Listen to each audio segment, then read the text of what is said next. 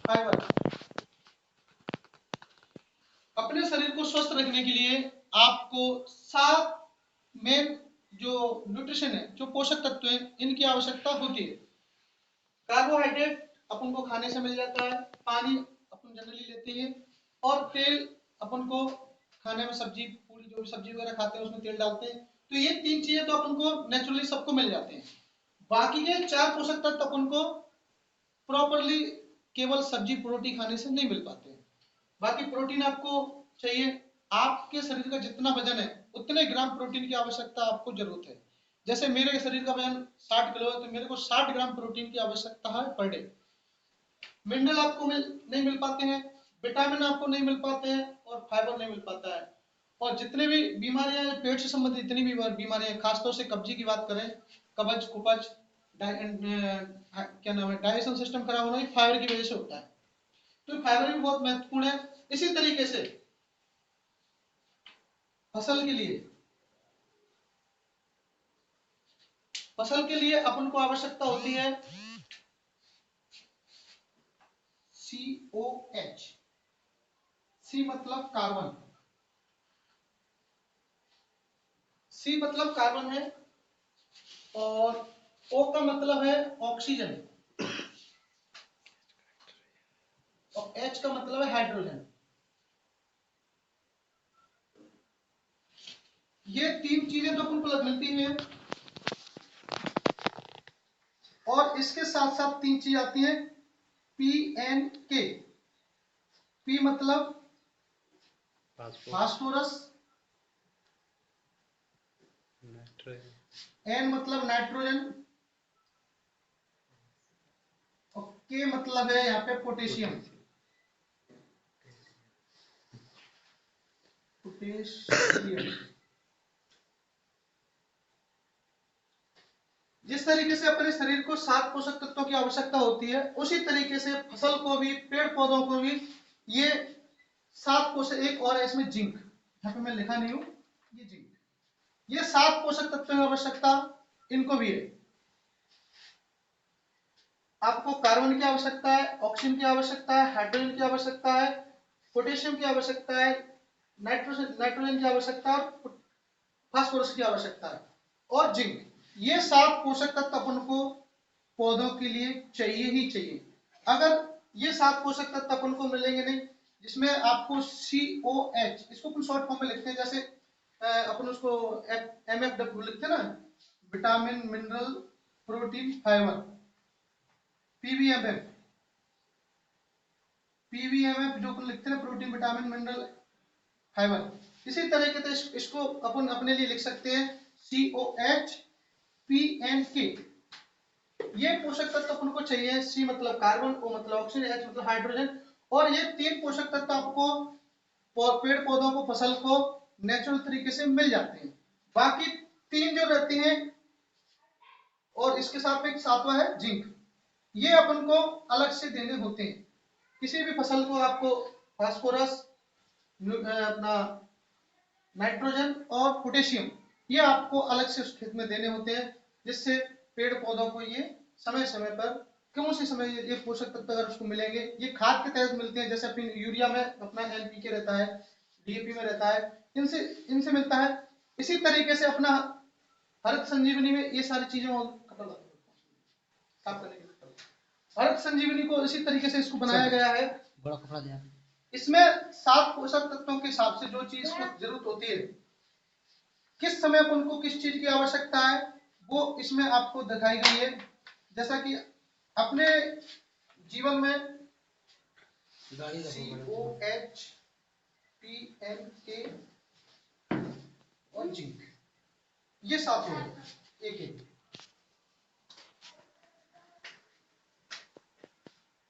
अपने पास हरित संजीवनी का जो पैकेट आता है, उसमें आपको 4 पैकेट मिलेंगे।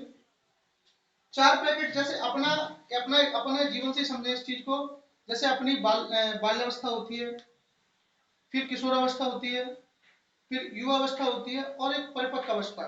4 अवस्था अपन को रहती है। ऐसे पेड़ पौधे की भी 4 अवस्था रहती है, इनमें आपको यही अवस्था पेड़ पौधों में भी, फसल में भी यही है।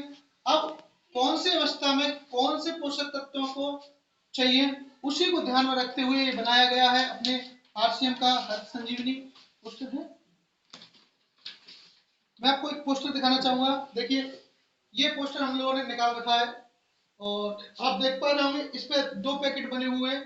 एक छोटा पैकेट है जो 1 बीघा जमीन के लिए और दूसरा पैकेट है वो 2.5 बीघा या 1 एकड़ जमीन के लिए। और इस पैकेट में, इस एक बड़े पैकेट में 4 छोटे छोटे पैकेट निकलते हैं और जो 4 अवस्था में दिए जाते हैं, बाल्य अवस्था, किशोर अवस्था, युवा अवस्था और परिपक्व अवस्था। पहले पैकेट को जमीन में डाला जाता है, बाकी 3 पैकेटों का समय समय पर उसका एक चार्ट आता है। उस चार्ट में आपको देख पाएंगे कौन से कितने समय बाद आपको कौन सा छिड़काव करना है, बाकी 3 के छिड़काव होते हैं। तो अपन को ये छिड़काव समय समय पर करना है। इसके यूज करने से क्या होगा, आपकी जो जमीन है वो रासायनिक खादों से धीरे धीरे से मुक्ति मिल जाएगी।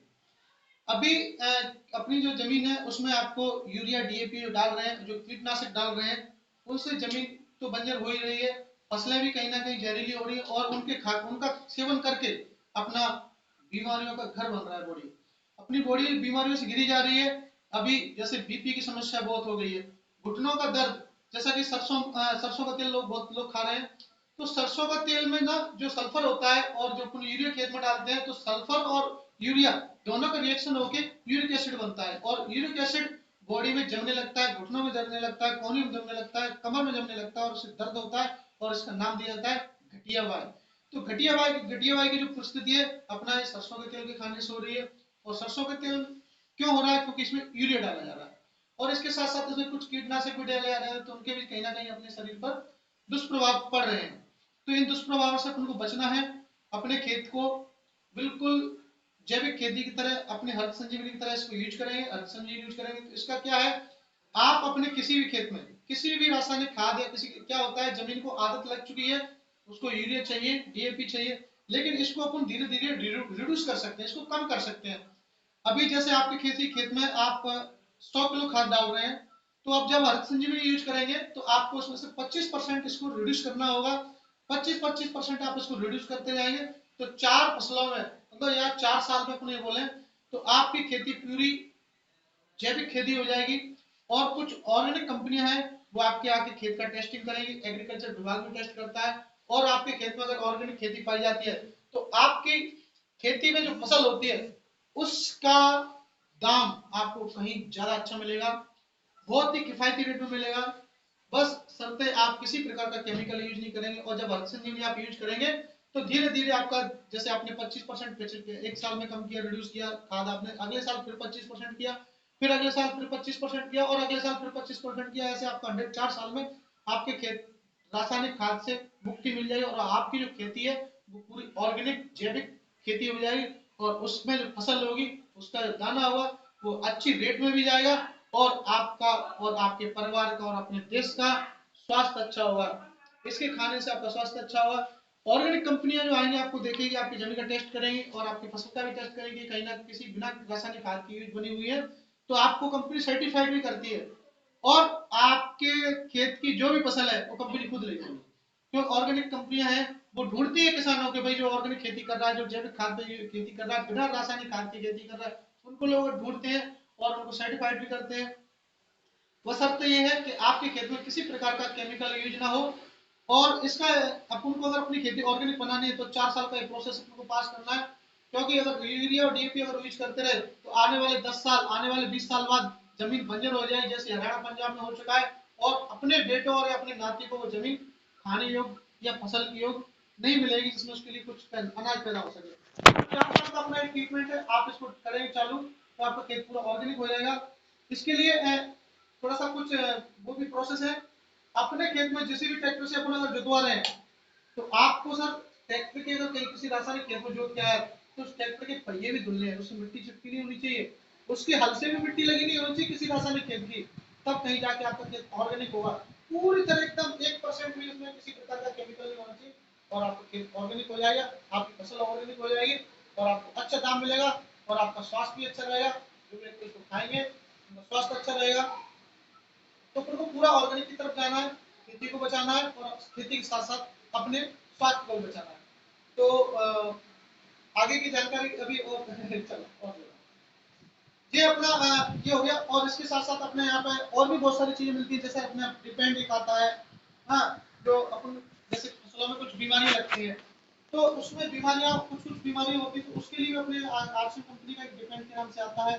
और कीटनाशक भी आता है। और जिन जिन खेतों जिन जिन एरिया में जहाँ पे पानी का जो पीएच मान है वो कहीं कम ज्यादा, उसका भी फसल पर असर पड़ता है। तो पीएच मान को कम ज्यादा करने उससे टेस्टिंग किया जाता है। तो उसके लिए भी कंपनी ने कभी हमने ट्रेनिंग लिया, तो उसमें लिक्विड आया है, उसका नाम दिया मिलाप। उस मिलाप को किसी खेत की उस पानी की जो मात्रा खेत में जो पानी दिया जा रहा है उसका भी पीएच मान कितना है, किसी का ज्यादा होता है, किसी का कम होता है। जैसा कि घोल की बात करें तो यहाँ पे पीएच मान ज्यादा है, यहाँ का पानी खारा है, तो यहाँ पे अपन अपना जो मिलाप आता है उसको इसमें अगर खेत में अपन पानी देते समय इसमें मिला दें तो फसल अच्छी होगी, उसका खारापन कम होगा। उसका टेस्टिंग होता है और उसका एक अलग प्रोसेस है। जब भी कोई किसान इसमें खेत में करना चाहेगा तो हम लोग वहाँ पे आएंगे, आप हमें बिल्कुल इन्वाइट करें। कंपनी से भी कॉन्टेक्ट कर सकते हैं, कस्टमर केयर पर भी बात कर सकते हैं। जैसे हम लोग भी इसमें काम करें तो आप हम लोगों से भी संपर्क कर सकते हैं, इसका पीएच मान क्या है, और इसके लिए हम कंपनी से बात करके आपका पीएच मान टेस्टिंग कराएंगे। और आपको कितनी मात्रा में कितना मिलाप उसमें मिलाना है, मिलाप के नाम से उसका नाम ही मिलाप है, तो पानी मिला के इसमें डाला जाता है। ठीक है ना। ये अमृत संजीवनी का हो गया। दूसरा क्या है कि अभी जैसा अभी हम लोगों ने अभी अपनी जगह पिछली बार जुलाई में हमने खाद दे के आए थे अपना इंद्रगढ़ दतिया शेवड़ा ब्रेड, और वहाँ पे हमने धान के लिए दिया था। तो लगभग ग्रुप में हमने वीडियो डाले भी है, सब लोगों ने देखा है कि कितनी अच्छी धान हुई है। तो ये रिजल्ट अपने प्रैक्टिकली अपने सामने है। बाकी थ्योरेटिकली किताबें तो बताते हैं, वीडियो में बताते हैं, लेकिन हम लोग देख के आए और खुद मैं और राजकुमार दिनकर जी वहाँ पे गए। हाँ, और वीडियो वीडियो भी बना के लाए थे, और वो वीडियो हमने ग्रुप में चलाएंगे। तो वो वीडियो भी हमारे पास है, तो मैं अभी वीडियो शेयर कर रहा हूँ। तो आप लोग देखना चाहें, जिन लोगों को देखिए वीडियो हम लोग शेयर कर रहे हैं। 1 मिनट